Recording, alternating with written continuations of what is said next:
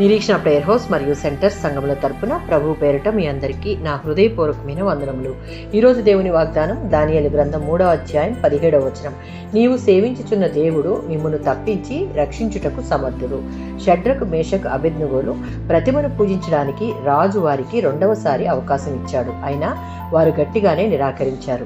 దేవుడు తమను రక్షించగలడని, ఒకవేళ ఆయన రక్షించాలనుకోకపోయినట్లయితే రక్షించడని వారు చెబుతూ ఉన్నారు అని భావం.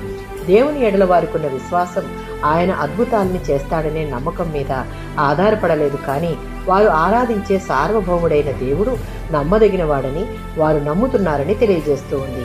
రాజు విధించిన ఈ శిక్ష నుండి దేవుడు వారిని రక్షించకపోయినప్పటికీ వారు ఆయనకు హతసాక్షులుగా ఉండడాన్ని దేవుడు అనుమతించినా గాని అప్పటికీ వారు రాజు పూజించే దేవతలను పూజించలేమని, బంగారు ప్రతిమకు నమస్కరించలేమని ఖండితంగా చెప్పారు.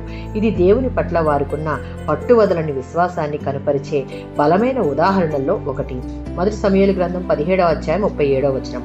ఫిలిస్తీయుడైన గొల్యాతుతో పోరాడడానికి దావీదు సిద్ధపడుతూ తన గురించి రాజైన సౌలుతో, యెహోవా నన్ను సింహపు బారి నుండి, ఎలుగుబంటి బారి నుండి రక్షించాడు, ఈ ఫిలిస్తీయుడి చేతిలో నుంచి కూడా నన్ను రక్షిస్తాడు అని చెక్కు చెదరని విశ్వాసాన్ని కనుపరుచుట మనం ఈ వచనాల్లో చూడవచ్చు. అందుకు సౌలు, నీవు వెళ్ళు, యెహోవా నీకు తోడుగా ఉంటాడుగాక అని దావీదుతో చెప్పడం మనం చూడవచ్చు. విశ్వాసులంగా మనం కూడా ఎన్ని ప్రతికూల పరిస్థితులు ఎదురైనా ఆ పరిస్థితులకు లోకం అనుసరించే తీరులో చిక్కబడకుండా దేవుడు అనుమతించిన ఆ పరీక్షా సమయంలో దేవుడే మనకు షడ్రకు మేషకు అబేద్నెగోలకు దావీదుకు తోడై ఉన్నట్లు ఉంటాడని గుర్తించుకొని దేవుని దృష్టికి ఇష్టమైన రీతిలోనే నష్టం వచ్చినా సరే ప్రవర్తించుటకు సిద్ధపడాలి, కానీ మనుషులను సంతోషపెట్టాలని ఆలోచించే వారంగా ఉండకూడదు. ఆమేన్.